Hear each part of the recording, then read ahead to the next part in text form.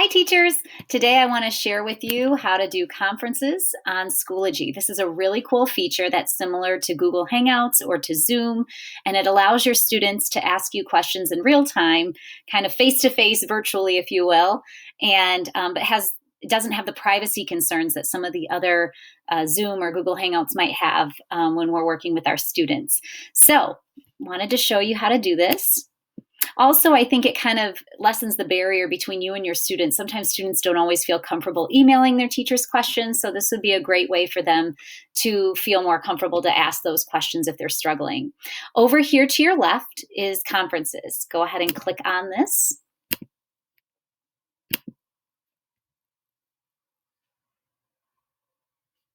And you'll see here that I created office hours for Tuesday, March 31st. You can create these office hours ahead of time the week before, so everything's ready to go. But for here, I'm going to create a new one. I clicked Create New Conference.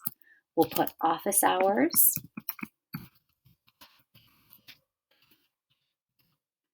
And I click my calendar for Monday. We'll start at 10 a.m. and I'll add the end time. I'm going to put 11 a.m. I was doing 2-hour blocks, but really I think 1 hour in the morning and 1 hour in the afternoon, having that variability with different people's schedules is kind of helpful. So we'll just do an hour. That's long enough. I'm not sure I can have my kids entertained longer than that at a time right now. So you'll see here now that my new conference is up. You can access this at any time, but let's pretend it's Monday at 10. So I'm going to start my conference.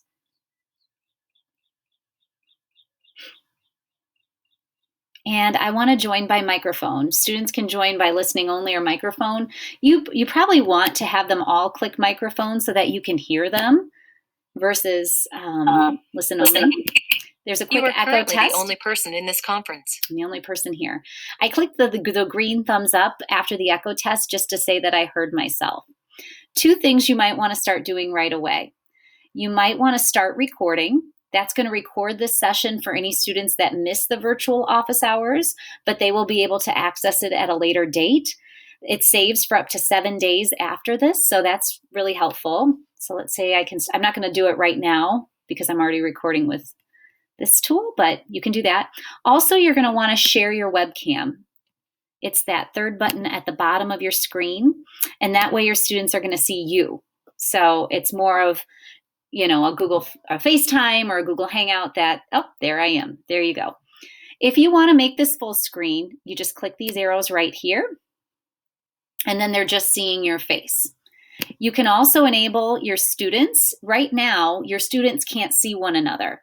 And since I don't have any students on the left-hand side of my screen, I can't show you right now. But once they start coming in, you can then enable their webcam as well so that they can see each other. Right now, your students are only going to see you. But because they're not seeing each other in the classroom on a day-to-day basis, you might want to enable it so that they can see each other. This is a virtual whiteboard down here. I'm not going to get into that right now. There's a lot of fancy things that you can do with that. If you're interested in doing more of a Google presentation, may I recommend clicking these 3 dots over here to the upper right and go to Help. It's going to show a help tutorial page that I found very helpful for myself in navigating this. There are 2 YouTube videos here, an overview and a presenter moderator overview. I would really highly recommend those videos to watch. I access that again by going to these 3 buttons and clicking Help. So that's what you do there. When you come into the screen, the public chat is automatically open. If you want to close it, you can just go like this. But I would open up the chat and say, hi, everyone. Happy Monday, and then you can go from there and kind of moderate a conversation. And kids seem to be very comfortable putting in, hey, everyone, and they'll that's another opportunity for them to talk to one another. You can do shared notes if you choose. These are notes that you can make ahead of time and have them shared or copy. I think the public chat for now and the webcam would be enough. So if you just have the public chat and you have your webcam up, that's really all you need for your office hours at this point, unless you wanted to share another presentation with them. Just so you know, as the moderator, your square here, it's going to be square. Students are going to be circle. And you can manage users You can mute all of them if you choose so that they can only hear you. You can mute just everybody but you, all that stuff. You can also create breakout rooms, which is awesome if you're thinking of doing some kind of virtual book study. That one is pretty easy to use as well. You can create the number of rooms and randomly assign people based on who's logged in at the moment. I did that on a seminar just yesterday. It was really fun. And when you're done with the breakout rooms, you can end it there as well. So something to keep in mind. We're going to close it right now. If you want more information on the breakout rooms, again, that's in those help videos on the tutorial page. If you click on this, students can also set their own status, so they can raise a hand. They can say if they're confused, sad, happy, thumbs up, thumbs down. You can do that, which is really nice.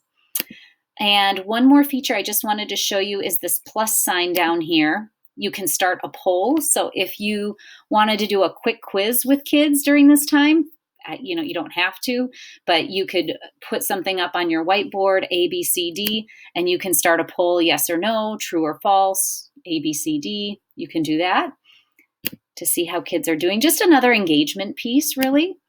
You can also upload a presentation or share a YouTube video if you choose right here as well. When you're all done, you're going to go up to these three buttons as well, and you're going to click End Meeting. Okay. And that way, when you end it, it ends it for all the students so that they're not hanging out without some kind of monitoring system. So that's really nice. Afterwards, your conferences are going to show up. Anything right here are completed if you've recorded them. If you haven't, they're going to show up right here. And then the active ones, it'll say in progress when you're logged in, so students can log in there. They do not, just so you know, any students that are trying to access Schoology on their iPad, if they click their Schoology icon on their iPad, they probably will not have conferences right there. They're going to have to access Schoology from the Milton webpage, the main web page, and access it there. If they go to the Milton main page and click Schoology from here, then they're going to have the conferencing option on. I don't know why that is, but just so you know, you could have them create a new link for their iPad that's entitled Schoology Conferences. So when it's time to log in, they could just click that instead of their normal one. So just something to be aware of. If you have any questions, please let me know, and hope you'll try it and let me know how it goes. Take care.